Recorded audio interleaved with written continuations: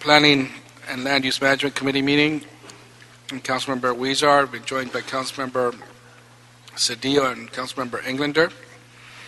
I'd like to call this meeting to order and ask that items 2 and 3 go on consent.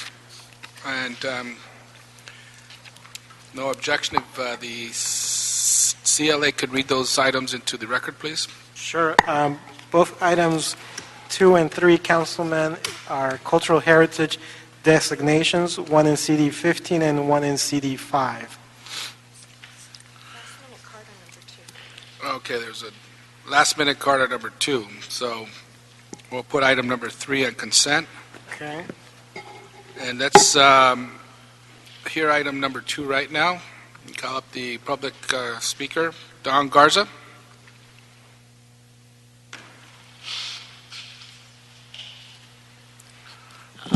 I just want to give my support to saving the Wiener Schnitzel as a cultural monument. For those that aren't aware, Wiener Schnitzel is one of the best places I like to go every now and then. You get one little bitty burger. There are no sesame seeds on it, and sesame seeds kind of mess up my stomach. I think that we should preserve in any way possible, any time, Wiener Schnitzel. Come on, and you know what? How much does a little Wiener Schnitzel hot dog cost, and how much? And you remember the commercials? I mean, the little hot dog running all over the place, being chased. This is just let's make this a cultural monument. If this is one of the original Wiener Schnitzels, let's do this, man. Let's make sure that our little hot dog friend that got chased all over the place and it was going to get eaten up gets service. That's and. Wow, Wiener Schnitzel. This is a historical time, man. This is a historical day for me to actually be speaking on behalf of Wiener Schnitzel here at City Hall. So let's save it as a cultural monument. Thank you very much. Thank you very much. So with that, we'll move items 2 and 3 approved without objection. Next items are item number 8. You want to continue to December 10th. We're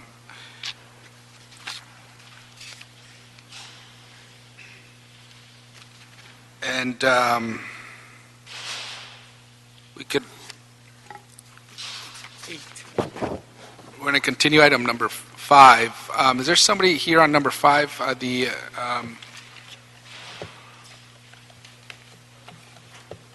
had mentioned. So, okay, we're going to continue the item number 5 for December 10th as well. There's no committee meeting next week, so December 5. And I know there was some confusion as to which council office this pertains to. Mr. Padilla is right here, so somebody could speak to him about that item. So we're going to continue that to December 10th, item 5 and 8, and we'll go with item number 1. Sure. Item 1, council members, is a city attorney ordinance to allow murals on single-family homes in CD 1, 9, and 14. This item?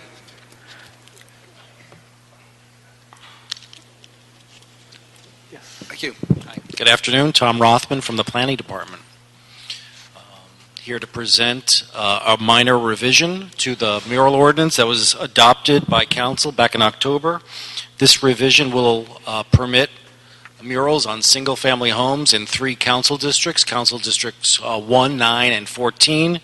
It also makes a few other corrections to the ordinance. It will modify the regulations to allow murals on any exterior building opening and on roll-down security doors on commercial or industrial buildings. So it's really those 3 different modifications that we're making today.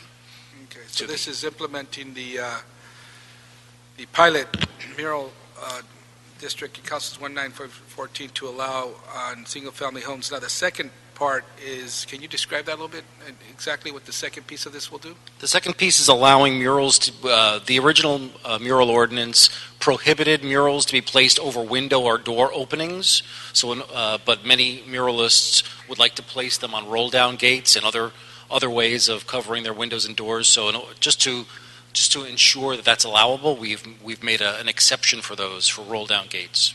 Okay. Thank you. Any other questions or comments on this? No? Okay, we'll move this item to council. Without objection, so ordered. Okay, thank you. Thank you. Next item, please. The next item, Councilman, is a nuisance abatement case in CD2, continued from last week relative to the operation of the Hacienda Corona nightclub. I'm sorry, you are on item number what? 4, Councilman. Item number 4, okay. Before we do that,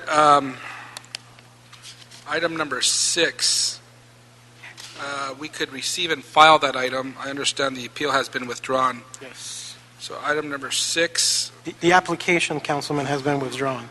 pardon me? The application was withdrawn. The application has withdrawn. Yes. So we will receive and file that item on Yes, this. Council. Okay. So we'll go to item number 4 now. And Yes. Staff here Yes. on this? Thank you. Good afternoon. Nicholas Brown, Associate Zoning Administrator. The case before you is Corona Nightclub. It's located at the corner of Victory Boulevard and Colfax. Primarily, it's commercial, except that to the southwest is a area of residential, Simpson Avenue, especially the area that has been most impacted by the activities of Corona Nightclub. Office of Zoning Administration was asked to investigate the possibility of a public nuisance, conducted a public hearing in February of 2003. The testimony is in the determination pages 14 through 29, and also the summary of LAPD's incident report on pages 11 through 14. What was found throughout the public hearing and heard from many was that there was attempted murder, shooting, sexual battery, assault with deadly weapon, assault, battery, grand theft, and vandalism. The conditions that you have before you are actually conditions that were presented to the operator in May of 2011, and LAPD at that time believed that they had agreement that the operator would comply with those conditions. However, after that incident, or after that agreement, there were 11 other incidences, so LAPD brought this forward to the Office of Administration for a public nuisance. The conditions that you have before you are actually the conditions that were recommended by LAPD with a few modifications. What you have is an appeal, not an appeal of the entirety of the decision, but instead of just 2 conditions. Those conditions, as I understand, were discussed yesterday in a meeting that I wasn't privy to, and for those changes, the council office will be presenting those changes that were discussed yesterday.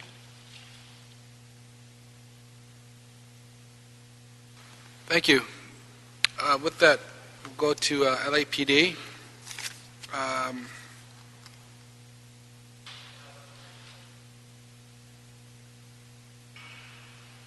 Officer Benavides and Officer Duvalli, are you here?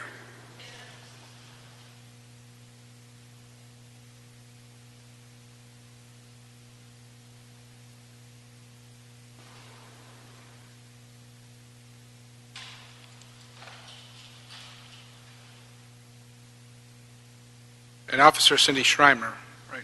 Are you here as well? Yeah. Sorry. Okay, welcome. Hi, thank you. Good afternoon. Officer Duvalli, Jennifer Duvalli. I work North Hollywood Division. I'm a senior lead officer.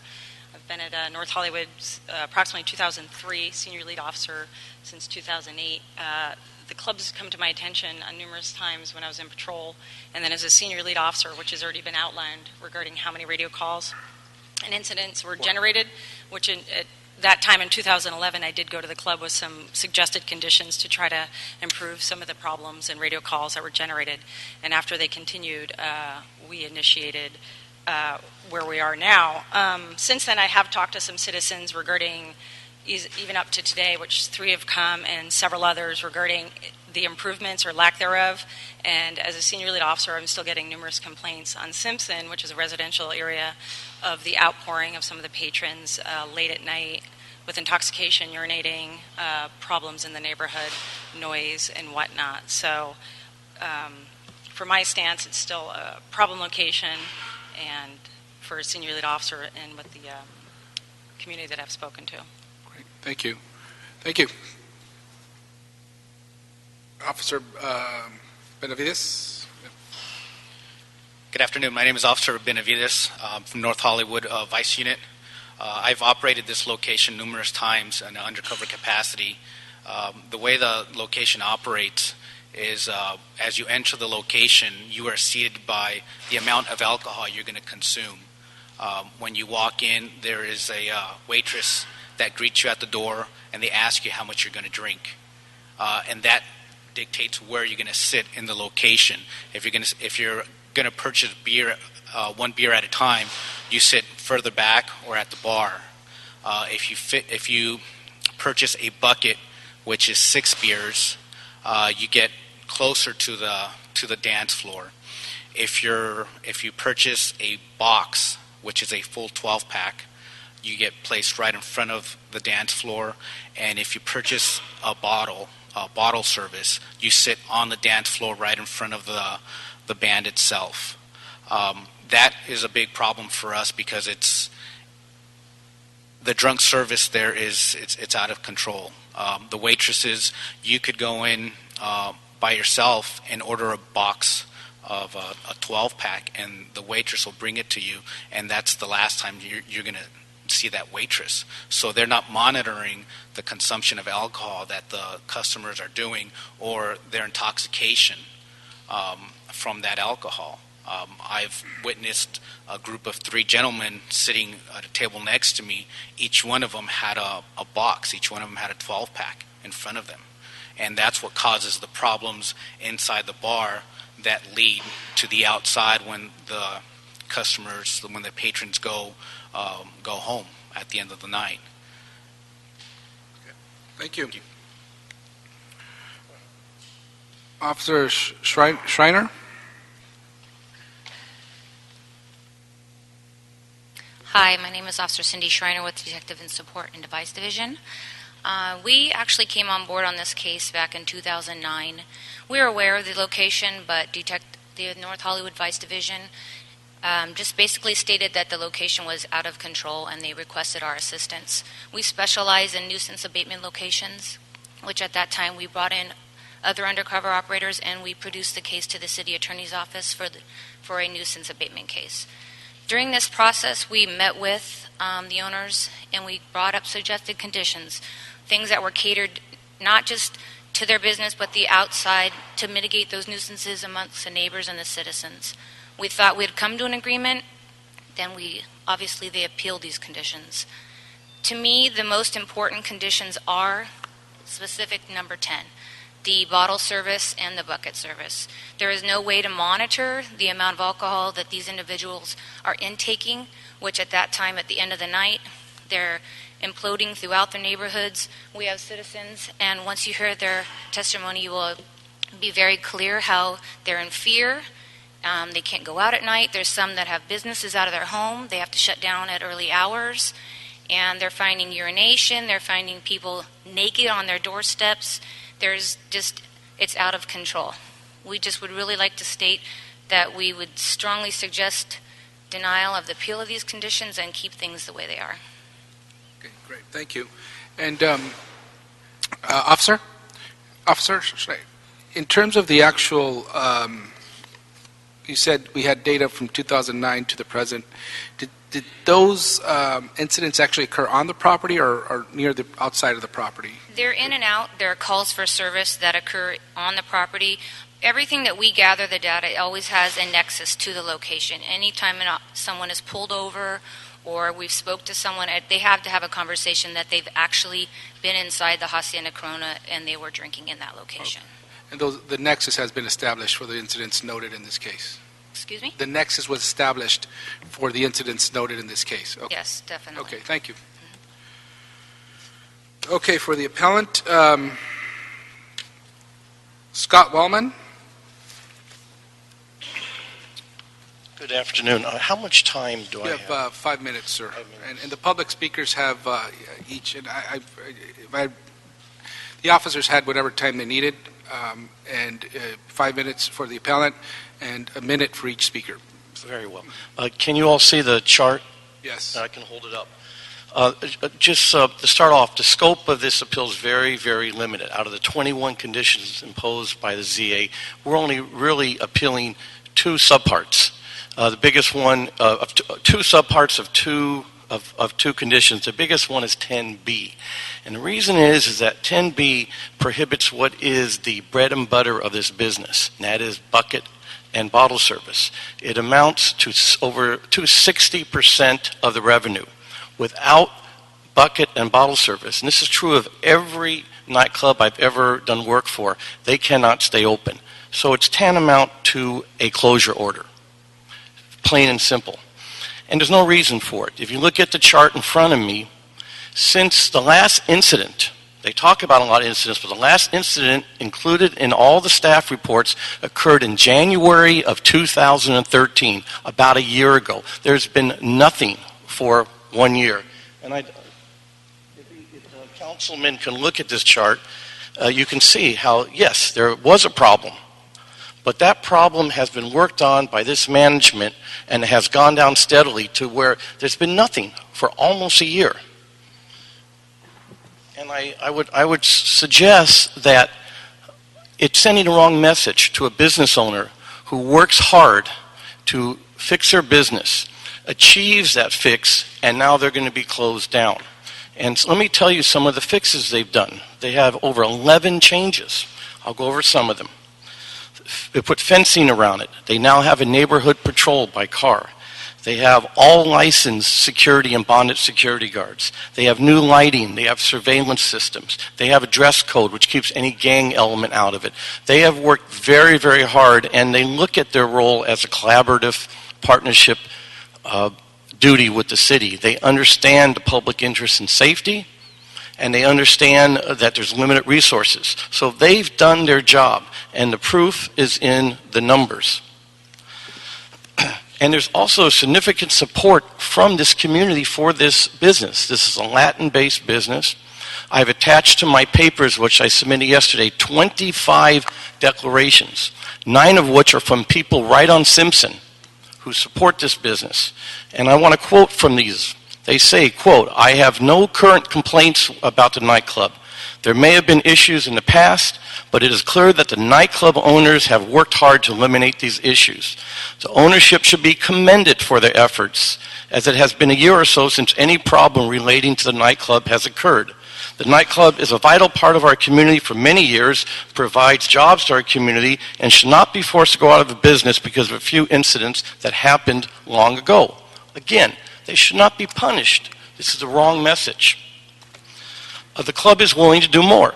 With respect to this bottle and bucket service, they have agreed to corridor or to segregate a section, as other nightclubs do, called the VIP section. They'll put extra monitoring in that, and those will be the only people that can get this service. And if there's anybody that's out of hand, they're out. That's the way to handle this. There are less restrictive ways of handling this problem and still allow this club to be in business. This is overkill. My last comments are really to the city attorney, and I need to put them on the record, and that is this. The exclusive authority to regulate the sale of alcohol lies with the state through the ABC. It does not lie with the city. And most cities are preempted from this type of condition, and it can lead to city liability. Any condition that, quote, directly affects the sale of alcohol to a willing purchaser is preempted. It is for the ABC to regulate it.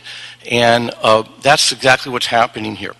Now, the ZA has tried to get around that by saying he has a nuisance authority to abate a nuisance. But he must show there's a nuisance. And a nuisance is something where there is a clear and present danger now of something happening. We haven't had anything happen in over a year, Councilman, in over a year, or in about a year. There's no clear and present danger. There's no showing of it. And lastly, it must be something that affects the entire community.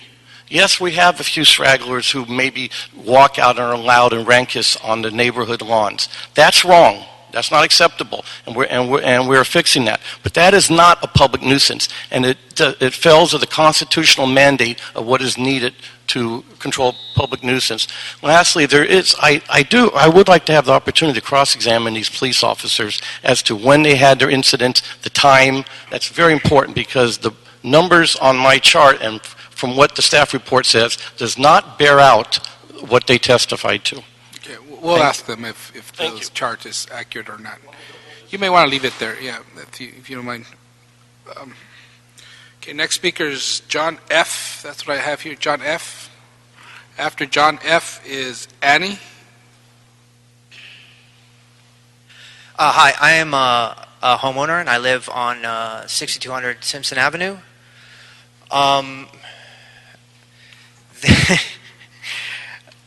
I would ask the previous person who spoke to come out to my neighborhood on any night that the club is going on and say that nothing is happening there.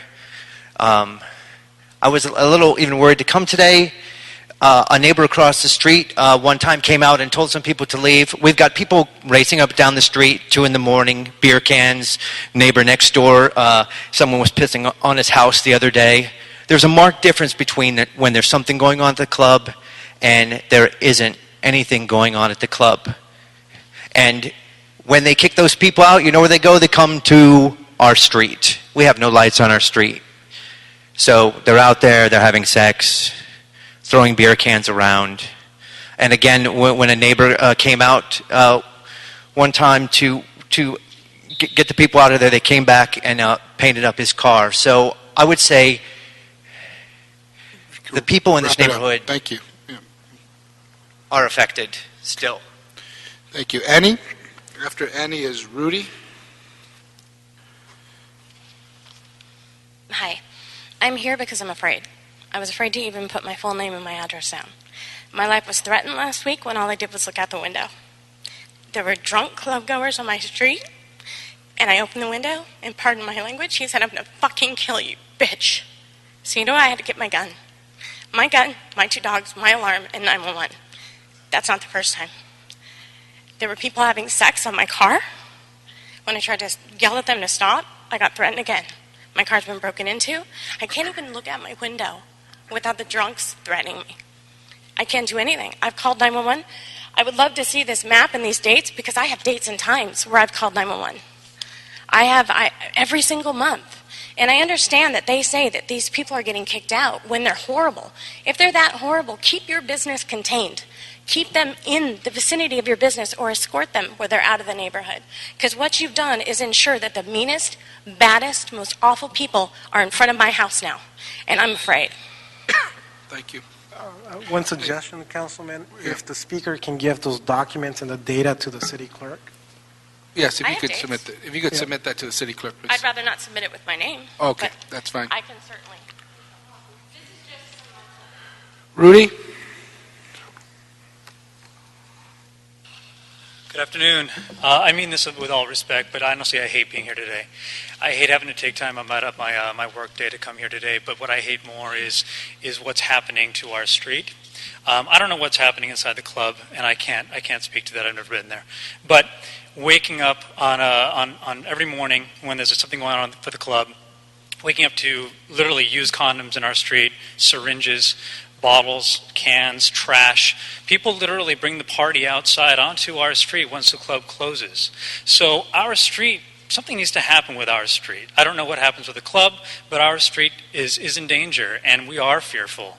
I bought a house there nearly 3 years ago, and honestly, there's a large part of me that regrets it. I regret buying my home on that street.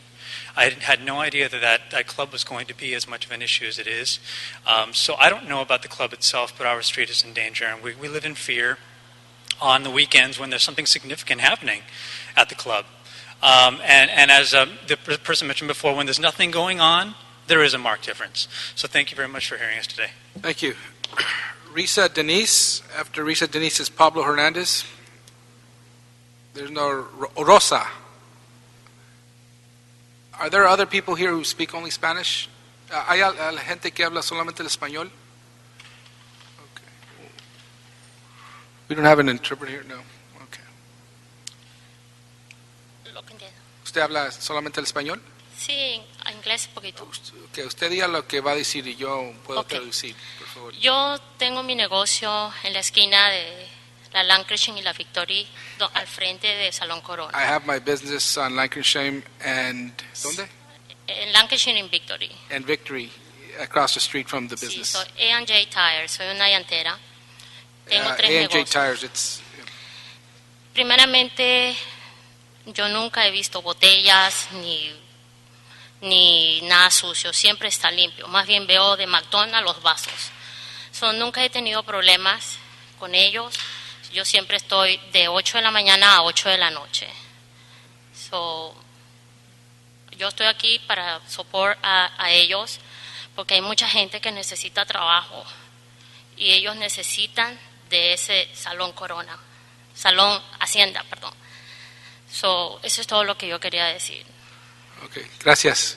She said that first she hasn't seen any bottles, hasn't seen problems. She's there from 8 a.m. to 8 p.m.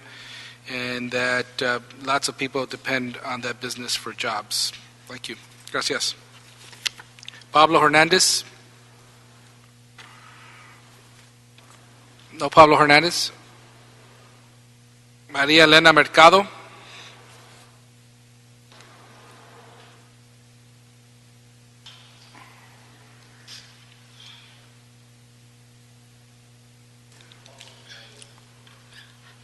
Okay, Good afternoon. My name is Maria Elena Mercado. welcome. I don't speak English very well, but I try my best. I'm one of the owners of the place, the Hacienda Corona. And we try to do all what the police told to us. They told to fix it, to put a gate in the parking lot. We did. We hire extra securities. We hire a security driver all around the street in the back and one block.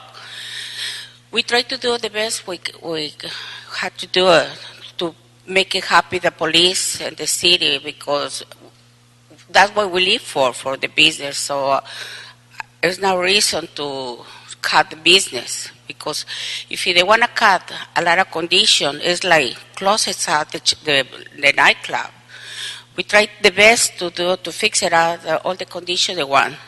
I agree that what they told to us to sell only one beer or no bottle. It's a not coffee shop. We don't sell donuts. We don't sell coffee. We sell liquor. But we try to cooperate and do whatever they told us. They know because they went all the time. They was in the corner. They know how we cooperate. Thank you. Thank you. Thank you so much. Pablo Hernandez. After Pablo Hernandez is Juan Carlos Contreras. Buenas tardes, mi nombre es Pablo Hernández. Tengo muchos años trabajando en Hacienda Corona, soy músico y nunca he visto nada, o sea, es mi trabajo, fuente de trabajo, toco en varios lugares y nada de lo que dicen, pues yo no he visto nada. Tengo muchos años trabajando ahí, es todo lo que puedo decir. Yo apoyo a Hacienda Corona. Gracias. He said that he works there, he's a musician, and he hasn't seen anything. What they are saying, he hasn't seen. Thank you. Gracias. Juan Carlos Contreras. Good afternoon. My name is Carlos. I'm the manager of Hacienda Corona. So pretty much, I would like to tell you that there's a couple more bars around us. So I'm pretty concerned about the neighbors. But there's another bars. It's pretty much two small really bars. And all the time it happens something in Hacienda, around Hacienda Corona. 2 weeks ago, the police came, firefighter came, and if somebody calls 911, immediately they go to Hacienda Corona. And 2 weeks ago, that's what it happens. And somebody received a call, and they went immediately to Hacienda Corona, and nothing happened over there. So it was across the street. So pretty much, and that's what I want to say. And also, so to be honest with you, one of the police guys say about a customer buy a bucket, a 12-pack. So come on, be realistic. Who's gonna drink a 24 or a 12-pack by himself? But pretty much, we're working really hard to do the best we can. Okay. Thank you. Thank you. Eric Serna. After Eric Serna is Omar Campos.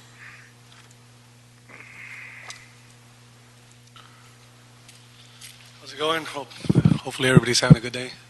I'm a musician too. I play at Hacienda Corona. I've been there for over 5 years. And I've seen my share of things that happened there before, but honestly, it's been different as far as the security goes. A lot of security has been hired and containing people inside and outside as well. I've seen security guards cleaning the streets after hours before I go home at 2 in the morning. I've been there till 3 sometimes, just talking to them, talking about the night. And it's been 6 weeks in a row I get stopped by the police officers on the streets behind, which according to the homeowners, things are going on when nonstop police activity has been there. So I don't see how people are having sex on top of cars. Syringes, I never heard of syringes at the club.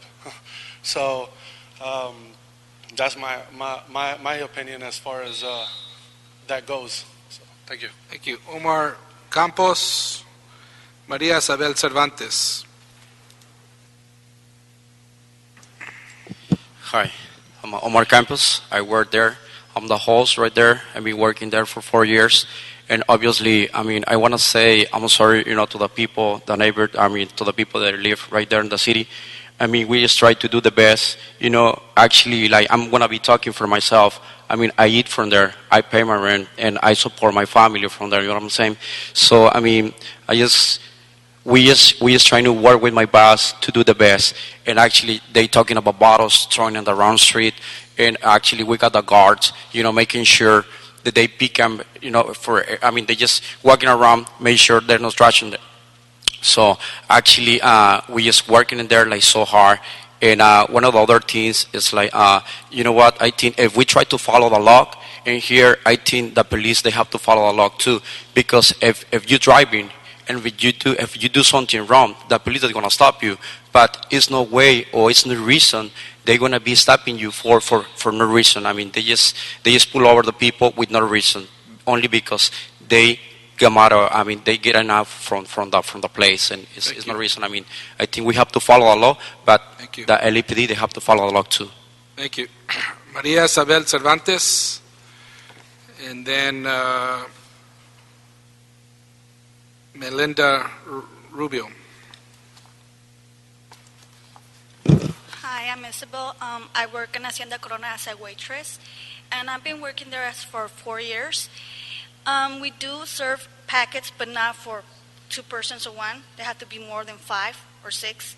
And bottles, we do a service like a VIP, only in the front. We don't serve a bottle for 2 people. So I heard that they say the waitress asks the people, what are you going to drink, so I can give you a place so you can sit there. That is totally wrong. We ask them, how many are you? If there were 4, we give you a place where it's for 4 people, and we put the people where they can sit as they come.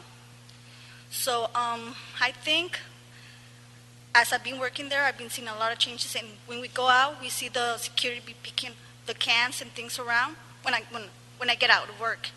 So I think they've been doing a lot of changes at work. So I would just say that, well, I'm supporting for the job because I work there. That's the only job I have, and I would like you guys to see the things that we're doing for us. Thank you. That's my only job I have. I'm a single mom, and I would like to hear me. Thank you. Thank you. Melinda Rubio, Noemi Alvarez.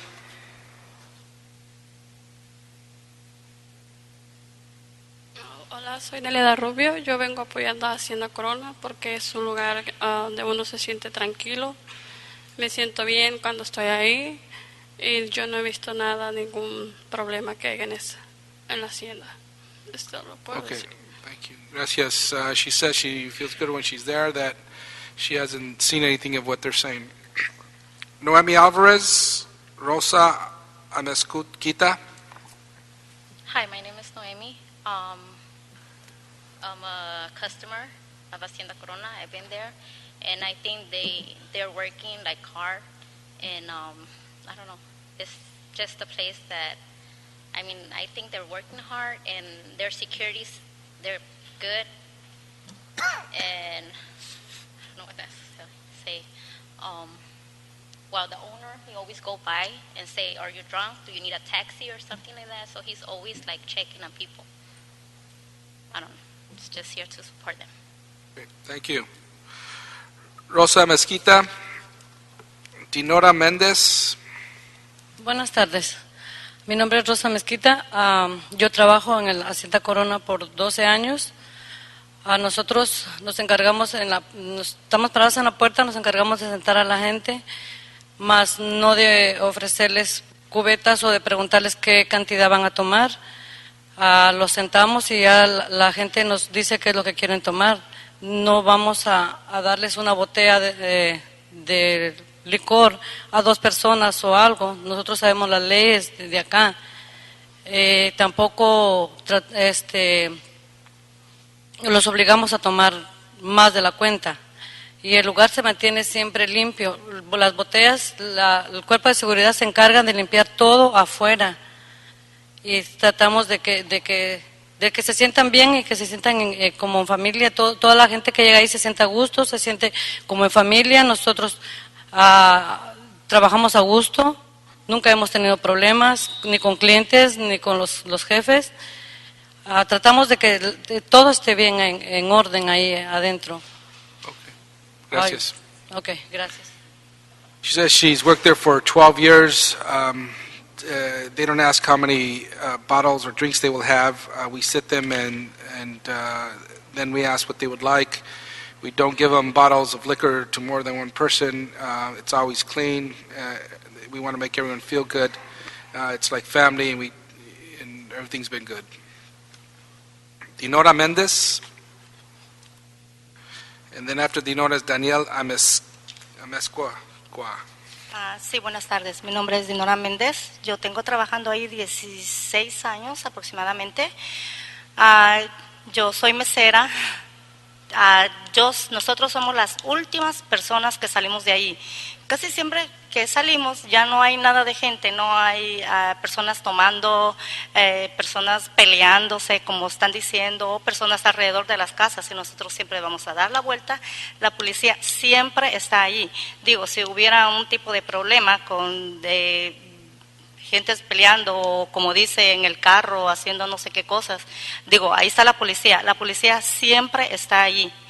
Todos los días que yo trabajo, siempre la policía está ahí, o sea, no creo que haya como problema lo que están diciendo.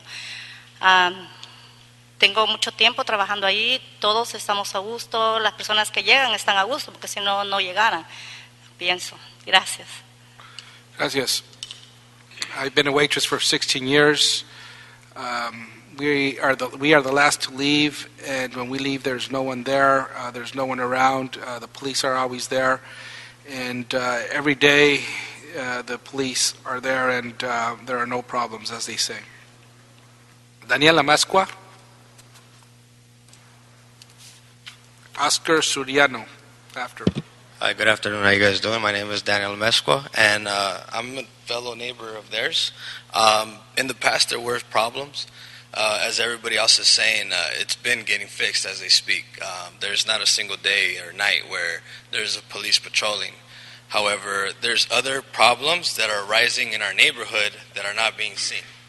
There's other bars and bar fights that are not being stated or seen, and everybody, like they're saying, they're going to them. I've asked them to fix an issue that we had in our street on Simpson, and they fixed it. I mean, I'm here to help them out, reason being because they're in compliance to what's being asked of them. I've stopped by a few times, and they've never told me, like, hey, you need to drink this much, you're going to sit here. They just simply say, where would you like to sit or what would you like to drink?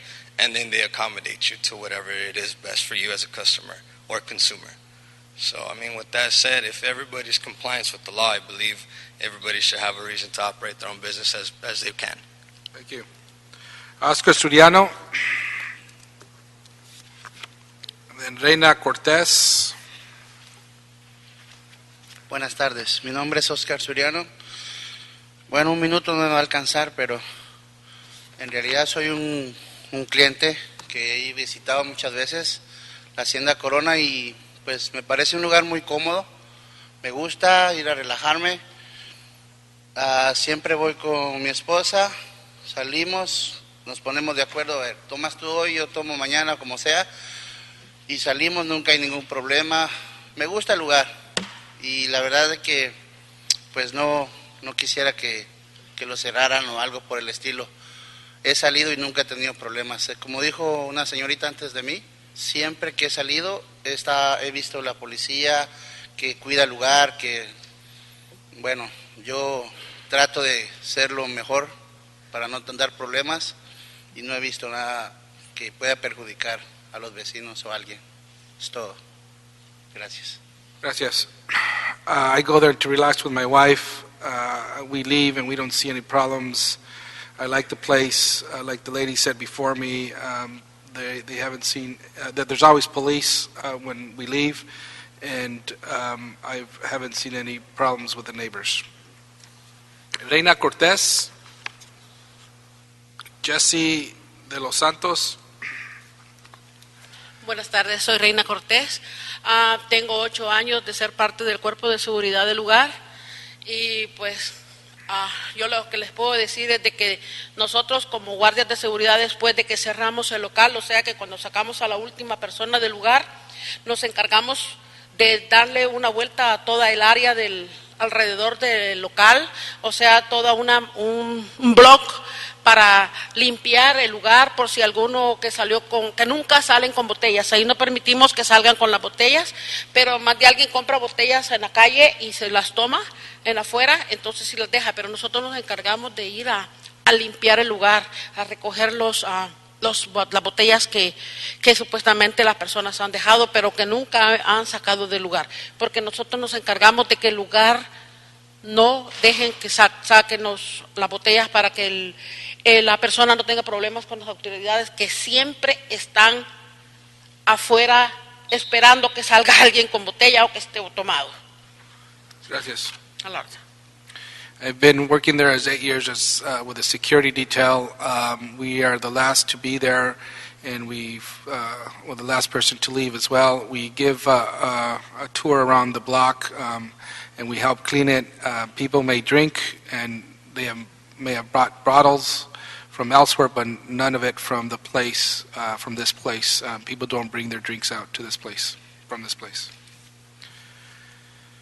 Mi nombre es Jesse de los Santos, yo apoyo Hacienda Corona porque es un lugar que me gusta ir y aparte también yo trabajo ahí y pues siempre está la policía alrededor. Yo he sido parado como 4 veces, nomás para mirar a ver si he estado tomando. No me preguntan por licencia, nomás si he estado tomando y ya me dejan ir.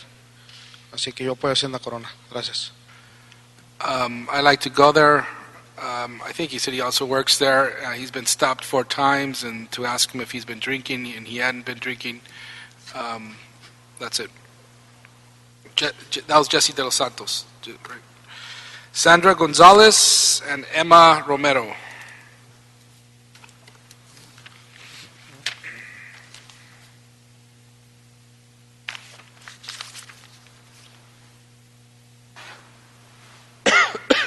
Buenas tardes, mi nombre es Sandra González, yo vengo aquí para apoyar a la Hacienda Corona. En primera, yo soy una de las personas que siempre me fijo en el lugar. Sus aires acondicionados sirven, sus salidas de emergencia están libres, sus trabajadores son unas personas muy eficientes y respetuosas, y como también escuché que estaban comentando de que sacan, no es verdad, no dejan sacar bebidas alcohólicas. También ellos siempre están al pendiente de decir a la gente que estamos como clientes que si estamos tomando, procuremos no manejar. Entonces yo la verdad pues apoyo a la Hacienda Corona. Es todo. Gracias. Okay, gracias. I'm a client there. The air conditioning works.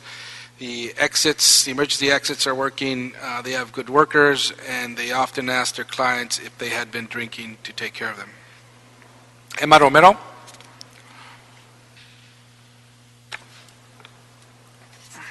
Hello.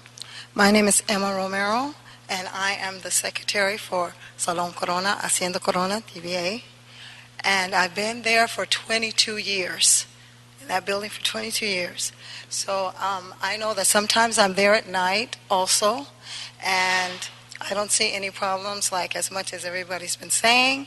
But since I've been there so long, like I said, I've been there all these years, I do need my job just like everybody else. And I don't want to say anything to anybody like bad, but I just hope there's nothing against us because we are Latinos, and I hope there's nothing racial going on. That's all I want to say. Okay? because we're trying our best, and we are. That's why I know, because I'm in the office. Thank you. Thank you. Anthony Brown?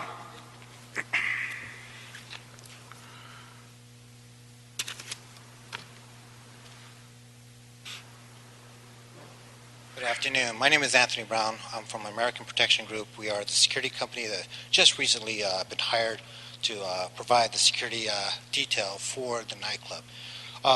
Very, very interesting. I've heard that people are complaining about alcohol on the streets and that. There is absolutely none permitted to exit the establishment at any given time.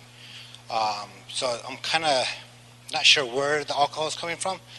But to add on to that, the security teams, after the nightclub's already been closed, parking lot's been emptied out, they go out throughout the neighborhood. They do pick up the trash out there, as well as a patrol that's constantly going out throughout the times that they open to the times that they are closed. So there's a heightened amount of security that's been provided by the club, and they're talking about adding additional security force when there's bigger nights where there's going to be a tendency with more traffic coming in and out of that establishment. Thank you. Great, thank you. Now from CD2, Mr. Krikorian's office, Doug Mensman.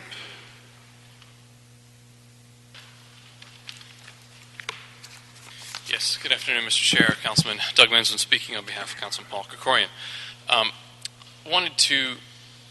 think you sort of heard from those most immediately impacted, the houses in the back there, to kind of try and get the feel for how much of a pain this has been for the residents around there. The appellant's counsel said something to the effect of that he's cleaned up the act in the last year and that credit should be given for that. But the fact of the matter is that in the revocation proceedings, the radio calls and calls for service go back for 5-6 years prior to that. In May of 2011, there was an assault with a deadly weapon on an LAPD officer in the parking lot that resulted in an officer-involved shooting.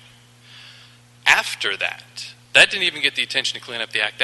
After an officer-involved shooting in the parking lot, there was then subsequently a radio call for an attempted murder for a knife fight on premises. And what this is telling me is that for the appellant owner to come up here and say, trust me, we'll get it fixed, there doesn't seem to be a track record to promote that. And what I think we need to do is ensure that these conditions that are going to rein in this nuisance activity are in writing here in this determination that Mr. Brown wrote. With that, and of course that sort of resulted in, earlier this year, once we actually initiated a revocation proceeding and had a public hearing, did the attention all of a sudden be brought, and they took this seriously when it should have been done years ago. So to sort of bring this back around, there's been a lot of talk about the club and keeping of jobs and everything, and there's no intention, no one has talked about shutting the place down or revoking the right to operate. We're trying to craft conditions that are going to abate the problems that are proof of radio calls, of testify from LAPD officers, vice, detectives, and nuisance abatement. So the two conditions appealed, 10B and 18A, I'll do them in reverse order. 18A is the valet parking condition. And after having a meeting with the applicant this week and LAPD, the current condition reads, free valet parking should be provided to patrons. Valet tickets shall be, I'm sort of paraphrasing, valet tickets shall be issued with the requirement for admission to the club, and patrons shall be encouraged not to park in residential neighborhoods. I submitted to the clerk the new proposed language, and I sent this off to, about changing that to remove the requirement for free valet parking, if that is in fact too much of a financial burden upon the owner. But requiring that that valet ticket or a taxi receipt be required for admission to the club, so that way, if the folks don't utilize the valet or some sort of alternative transportation method to get there, they won't be allowed in. And this, I think, will help reduce, if not eliminate, all of the nuisance activity you hear about from patrons parking on Simpson and other streets and then returning to their vehicles later in the evening intoxicated. If we can keep all of them on premise, waiting for the valet stand on site to get their car and leave, hopefully if they are not too intoxicated to drive, or getting a taxi service, which the owner now indicates he's implemented, then that will keep this sort of loud, raucous, just drunk chatter, just to use a phrase, from being on the residential streets behind. 10B, though, is the big one, as you sort of heard. And, obviously 18A, I'm assuming will comply with the new valet ordinance that was just enacted early in October. I think that sort of goes without saying, because all will have to now. 10B, after meeting with the owner and understanding what the service is, the type of atmosphere we're trying to convey inside the club, what our proposed condition is, a modification to 10B, and LAPD can come speak to this, they concur, is that at no time shall patrons be permitted to self-serve of beverages, which means no bottle service. And if they do want to continue this box or bucket service of bringing beers iced down to the table, that there be no more than one drink served per patron seated at the table or tables if they're pulled together. So that if I have 4 guys sitting at a table, they can get ice cold beers in a bucket, 4 beers, not a 12-pack, not 2 12-packs, not 3 12-packs for 4 people. So that way, because as you heard, LAPD's main concern, and as even sort of testified by the patrons and those who came in support of the appellant, talking about how often LAPD is there, and I think that demonstrates what a drain on resources this facility is. If North Hollywood Division has to be there 4 nights out of the week, because I believe they're open Tuesday, Friday, Saturday, Sunday, then that's entirely too many black and whites and too many uniforms at one location when they need to be patrolling North Hollywood entirely and helping out there. So the overservice causing sort of the problems with what you, I'm sure, saw in the report of all of the radio calls that are there with the sexual assaults, ADWs, officer-involved shootings, assault with deadly weapons, all that stuff is a result from folks that have drank too much. Councilman looked to LAPD to tell us what will help with the problems you've seen, because I'm not there at 2 a.m. on a Saturday, they are. And they've said that the overservice is the problem, the box and bottle service is what's causing this. Therefore, we would like to see Condition 10 be modified to the proposed language sent to you, and 18A as well. Okay. Yes, 10B, 18A, yes, sir. Great, thank you. Thank you very much. So with that, I just have a question for LAPD, and the chart that was shown here, if one of the officers can come up that's familiar with the incidents that occurred there, or all of you, if you could look at this chart just to see if that's accurate. We want to, when something is provided here, we always like to look at the accuracy and see if, so that shows in year 08 there were 6 incidents. See, these are Series 1. What are Series 1? And then it showed 6 in 08, 11, 09, 10, and they 12 there was 1, and 13 there were 1, but these are Series 1 crimes. We don't use Series 1, so I'm not sure what that refers to. In the since 08, there's been at least, I think when I went through it, 29 incidents, whether they're just calls generated. And I'm not contesting, since 2013, there's been a battery, a lost property, a grand theft auto, an arrest made from the attempt murder of 012. So radio calls have diminished. So I'm not going to, it's not my chart, so I'm not going to really attest to it, but I'm not disagreeing that definitely radio calls this year have gone down. Just as they're saying, though, police are there every night. So probably radio calls would go down when you have such a police presence every night. Okay. So, great. and within the report is each listed of the radio calls that were generated. Yeah. Okay. Page Thank 12, 13, 14. Gotcha. Mr. Cedillo? Yes, sir.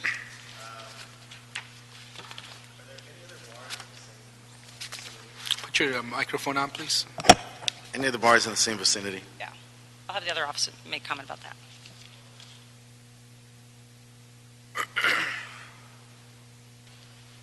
Officer Benavides, sir. There is 2 bars across the street and kitty corner to this one. They're they're actual bars. They're very small.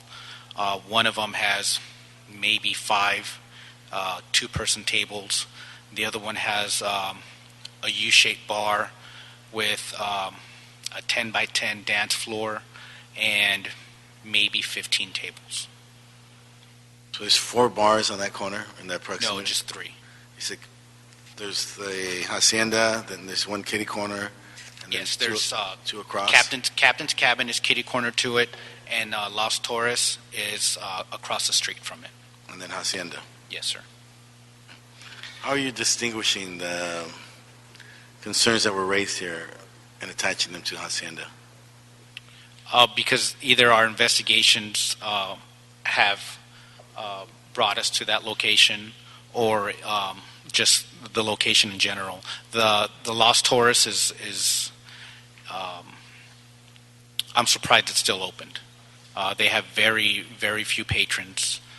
Captain's Cabin's a little bit busier, but it's not as busy as Hacienda Corona. And then just out of interest, so you guys believe that the disbursement, the manner in which the beers are served has an impact on the consumption? Yes, sir. How's that? The beers, like I said earlier, when I've been in there, I've seen individuals with a 12-pack in front of them. If they've changed that since then, I don't know. I haven't operated the location recently. But when I have been in there, you're asked how much are you going to drink, and they sit you accordingly. And it's either a bucket of a 6-pack, a box is a 12-pack, and then a bottle service of the other alcohol of your choosing. All right, thank you, officer. Yep. Clarify, the incidents that we see in the report here, they have all been associated with Hacienda Yes, sir. and not any of the other clubs nearby? Correct. Okay, thank you. Okay, so with that, we are going to move this item. The local council office has submitted some amendments that will, if accepted, replace the 2 items that were appealed, and they were read into the record by the council representative. So without objection, we will accept those amendments and approve this item. So the Yeah. it looks like it's a grant in part, deny in part with a modified conditions, Councilman. We are accepting the amendments by the council office? Yes. So we are denying in part. What's the official language? Deny in part and accept in part? It'll be a grant in part, deny in part, given that the conditions that were modified by CD2 have been accepted. Okay, we'll do that. Okay. Thank you. And I think we've seen other incidents, other cases before us where bottle service and bucket service is completely withdrawn, but in this instance, it seems like we're addressing more the issue is that you could continue it, but so long as there's one per person, a number of people who sit there, correct? And that's what they could have, and I think that it's probably a better way to go than just completely removing the whole service altogether. So, great, thank you. Next item, please. The next item, Councilman, is item 7. And one other, the Councilmember Cedillo wanted to make sure that we're not revocating. No, there's a plan approval that has been conditioned in 6 months. Yeah. So the action today is not a revocation. Okay. And quería el concejal Cedillo que aseguramos en español también que no estamos cerrando la vara o quitando la licencia, pero estamos cambiando dos de las condiciones que estaban en el plan de operar, y esto se va a seguir por 6 meses cuando van a revisar de nuevo si están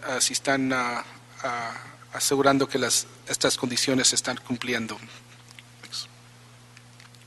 Next, thank you. Next item. Yes, council members, the next item is item 7, which is an appeal by Mr. McQuiston relative to the Planning Commission's approving a conditional use for a private school in the restricted industrial zone in CD4. Okay. we have staff here on this item?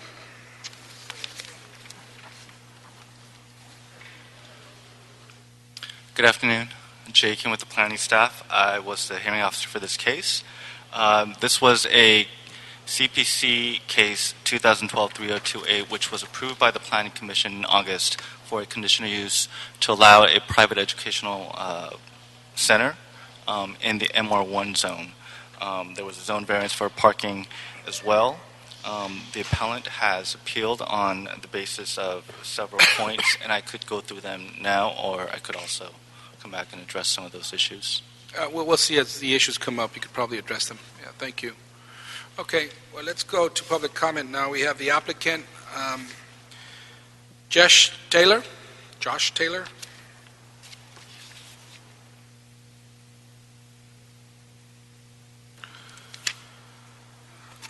Okay, so you have two, there are two people with you, or three? Two people with you, right? Yeah, there are two people with me, but I can represent everyone. I'm Josh Taylor. I'm the president of You have 5 minutes to speak. 5 minutes? Yeah. I'm happy to tell you more about the program, but as I understand it, the appeal was procedural, so I'm not sure how relevant that would be. But I'm happy to tell you about the program we run if you have any questions. We're an after-school program that serves underserved... Sorry, it's probably, yeah.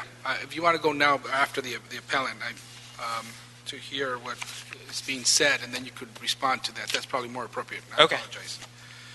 Jim McQuiston.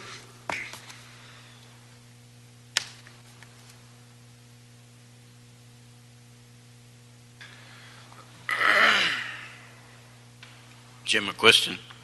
Since I'm starting to lose my mind, I've written everything down. You have it all in 11 pages. They're extremely close packed. I've tried to eliminate as many words as possible, but the problem is that this is an appeal. The appeal has to be done on 4 items according to the law. I've written the items down. I suggest that you look at the appeal form first because most of the information is there. The second submission, which is called the opening statement, if you look on the first page down at the bottom, there are the 4 criteria which you have to judge on this. I have to say that you're dealing as an administrative agency, not as a legislative agency when you hear these appeals. And these things are something that I am very concerned about, that we try to tighten up our administration here in the city because we can save a lot of money, cut down a lot of grief, and make people a lot happier and get a lot more business in the city if we just start to look at what we're doing here and get it done better. But as you see, if you look through this, there's absolutely no way that anyone can approve this, and it should be somewhere else, closer to the school that they want to service, where there are lots of places where they can move into. We are trying to keep Hollywood in Hollywood. We don't want them to move to Atlanta. We'll lose all our tourism. And so we are trying to maintain what the city started in the first place. And if the city doesn't want Hollywood in Hollywood, all they have to do is change the plan, and then we'll be real happy to make more money on our property by using it for something else. But as long as the city is in this position, well, I am committed to defend the city's position and keep Hollywood in Hollywood. And there is absolutely no way the Supreme Court has said that the city can approve this. And when we're trying to beat our heads against something that's already been adjudicated, I think we're wasting our time and we're spending a lot of money that we shouldn't be spending in the city. I'd be happy to help them locate a suitable position, but we just cannot break up our restricted industrial zone, which has to be kept for industrial or industrial-related uses. There's no way you can say that children who can't even get work permits can be in industry. That's just child labor law. So we just cannot do that any way whatsoever. I'll want to rebut whatever comes up, and I put that into my opening statement. That's the first line of that, so keep that in mind. With that, I will sit down and listen to whatever someone else wants to say. Thank you. Josh Taylor.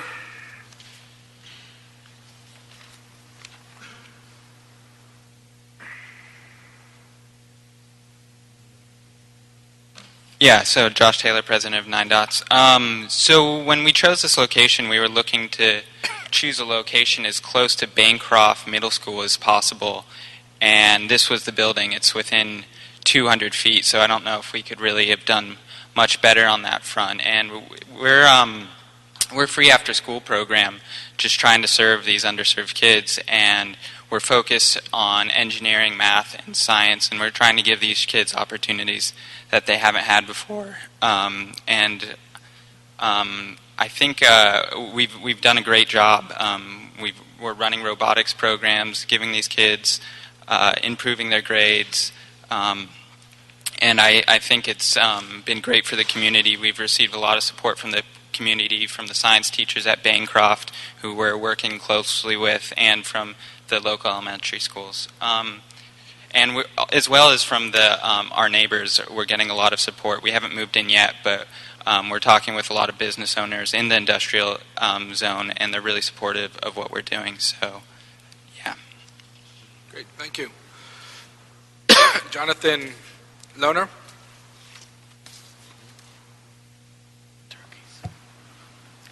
Jonathan Lohner, applicant's representative, 1880 Century Park East, Suite 300.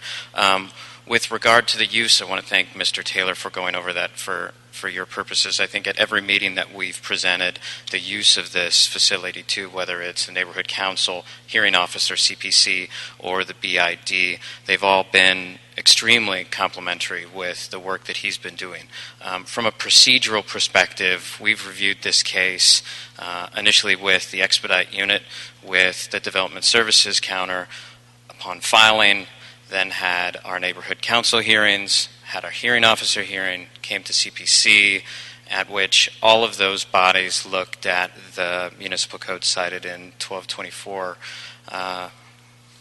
Let me just make sure I give you the right code section, 1224 U24, and found that the school use under a conditional use permit at this location was allowed per the municipal code. So in terms of the procedural items that Mr. McQuiston cites, I think that we have an interpretation from those people that the school use in the M zone is appropriate upon certain findings. Those findings have been made at both the hearing officer hearing as well as then at the CPC, and we would stand behind staff in those adopted approvals. Thank you. Thank you. From CD4, Renee Weitzer. Good afternoon. Councilman Weezer, members of the committee, Renee Weitzer representing Councilman Tom LaBonge. We are strongly in support of this excellent school. It is fabulous. We have a lot of M1 property in our district, and a lot of it is vacant for a long time. This particular site was a vacant commercial office site, and it's been vacant for a very long time. So we find it very lucky that this school was able to find this property, go in. It's an after-school program, and it's an educational program. I think it's a great thing for our schools in the district, and most of the students do walk there or are shuttled. So we greatly support this and believe that this is a good use on Highland Avenue. Thank you. Thank you. That completes our public speakers. Any questions or comments? Okay, per the request of Council District 4, we will deny the appeal and sustain the CPC determination with no objection and move that item forward. Thank you. Next item, please. Next item, council members, is an appeal by Stephen Bernheim. He's the applicant and appellant relative to a South Valley APC disapproval of 3 land use conditions for an overheight fence in CD4. Staff here on this item, please. Yes. Welcome. Good afternoon, council members. My name is Milena Zasajin. I'm with the Department of City Planning, and I'm here on behalf of the South Valley Area Planning Commission. I'm going to be presenting on the appeal by Mr. Stephen Bernheim, appealing the March 2013 decision of the APC in denying a specific plan exception and the zoning administrator's adjustment for his request to allow a garage in the public right-of-way of the Mulholland Scenic Corridor specific plan, and denying his request to allow for an over-and-height fence of 6 feet 2 inches instead of instead lowering that allowed height to the code required 3 feet 6 inches. So a background, the applicant's property is in the Mulholland Scenic Corridor specific plan, which has standards and guidelines to protect the scenic corridor status. Sometime after 2002, the applicant constructed 2 garages without permits on his property and in the public right-of-way. He was then cited by Building and Safety. He's then filed the exception and adjustment to legalize these buildings. The APC acted as a decision maker and denied the garage and the over-and-height fence, but approved separately a 3-car garage on within the front yard setback and the location of the wall in the public right-of-way. And the applicant agrees with those 2 approvals. In denying the garage and fence, the APC made the appropriate findings that there was no hardship and no special circumstance on site, and there was no denial of property rights by not allowing this garage. So the applicant has had full use of his property. There's a house on the property. There's 5 indoor parking spaces, decks, pools, and walkways, so there's no hardship in needing a 6th parking space on public lands in a scenic corridor. Most importantly, this would be a precedent-setting case. There's never been an approval for a new structure in the Mulholland Scenic Plan right-of-way. There's been some minor approvals for smaller structures like a driveway or a fence. So the examples that were submitted by the applicant were just sort of these minor types of approvals, or were even outside of the specific plan area. The APC also required the lower fence height to meet the code finding that there's nothing on the site that makes the lower fence height impractical, and that it's not compatible with the scenic character. So we therefore recommend denying the appeal and sustaining the action of the APC. Thank you.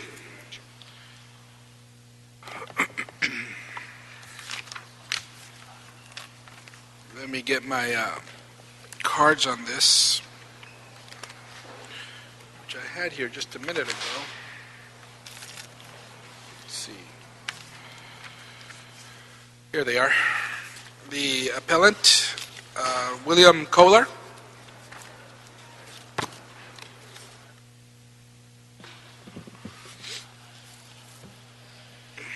Good afternoon, everyone. Good afternoon. I'm Bill Kohler. I'm the representative for the appellant. If I could first address the comment regarding the building of the garage without permit. My client, as he testified at the Planning Commission hearing, had engaged a contractor. The contractor was to have pulled the permits and represented to him that he had. So my client thought all along that he was proceeding with permits. I'd like to first address the issue regarding the wall. This property is physically challenged. If I can show you, and there's a smaller map attached to the appeal.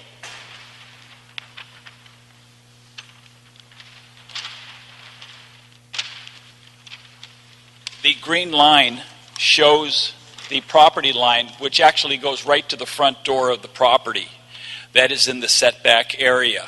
So anything that's built, unless it's inside the house or to the rear of the house, is going to be in the setback area. The fence in question, the gate, is right down in this area. This is a picture of the gate and the adjoining wall, which is actually 6 feet 6 inches, not 9 feet 2 inches, as initially represented in the staff's report. Both the Mulholland Design Review Board, which found in favor of the fence and the wall, and the initial staff report, which was supportive of that. And I would like to quote from the staff report talking about the fence and the gate. If the applicant were to strictly follow the requirements of the specific plan and were to locate the entry gate and wall outside of the public right-of-way, the gate would have to be located north of and behind the access drive, rendering the purpose of the gate and wall useless. So there is a tremendous hardship.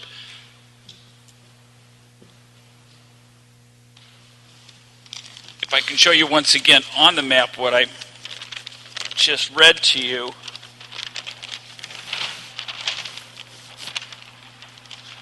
And that is, if the gate had to be relocated out of the right-of-way, it's going to be up here north of the driveway. Therefore, it would render it useless.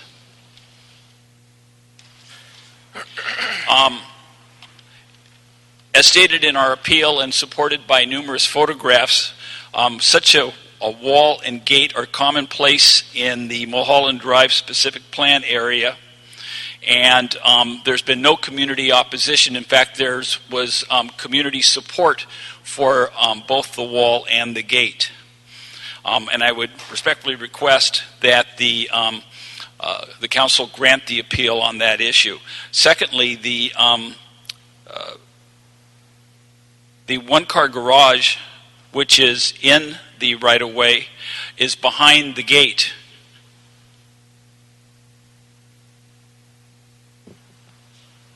It can be seen in this photograph here. Actually, my client voluntarily reduced the height of the garage so that it's barely visible behind the wall. While yes, it is in the public right-of-way, because of the topography of the property, if that area were to be expanded and the road widened at some point in time and needing that, it would really require the taking down of a hill. So I don't see that this is going to be likelihood that that property will be utilized anytime in the future. Secondly, my client has supported all along that they would be agreeable to a revocable permit. That would allow my client to maintain the garage rather than having to park the vehicles out in the open. And if at some point in time the city felt that they wanted to utilize the right-of-way, my client would have the legal obligation to remove that garage and would willingly do so. So I ask that the council grant our appeal on both of those items. Thank you very much. Thank you. Speaking for City 4 is Jonathan Brand.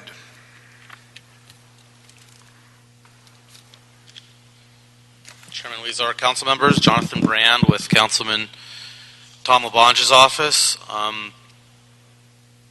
You can't really tell where the public right-of-way starts and ends on Mulholland. It's a very wide right-of-way, I think 150 to 200 feet, and you have two-lane road, you have parking, some places you don't, you have scenic points. The Mulholland Design Review Board made recommendations a little bit different from where it went to at the South Fair Area Planning Commission, and we're going to agree with the Mulholland Design Review Board. I'll explain why.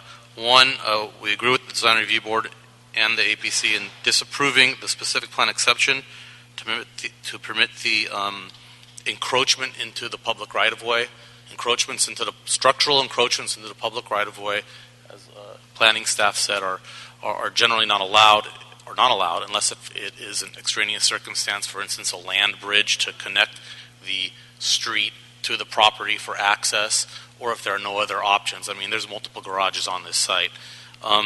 Secondly, we agree with both the Mulholland Design Review Board and the Area Planning Commission to allow the adjustments for the garage, the other two garages in the side and rear yard setbacks on private property. It is indeed behind a gate. It's not visible from the street. There's no impact. It's not a problem. Thirdly, also, the over and height fence was approved by the Mulholland Design Review Board, but when it got to the Area Planning Commission, it was disapproved. However, there are many over and height fences in the area. It's not structural, it's landscape, it's hardscape. We would recommend that the City Council approved the overnight fence at this location. There's a plethora of them on this part of Mulholland, and it's pretty much par for the course and standard over here. Great, thank you. So you're requesting that we not allow garage on public right-of-way and permit adjustment for the two other garages and allow for overheighting the fence, and disallow 1 and allow 2 and 3, and sustain the Mulholland Design Review Board recommendations, correct? Is that a summary Correct. of- Okay. So it's, I guess, a partial granting of the appeal? Yeah, we'll deny in part and grant in part with those items as I outlined by Yes. the council office. Okay. Thank you very much. And we'll let that be the motion, and with no objections, that would be the order of this committee. Thank you. Thank you very much. And with that, any other items? We have a public comment card, correct? No? I have something here that says public, but it was a different item. I think that concludes our meeting. There's no Director's Weekly Report. Yeah, no. Thank you.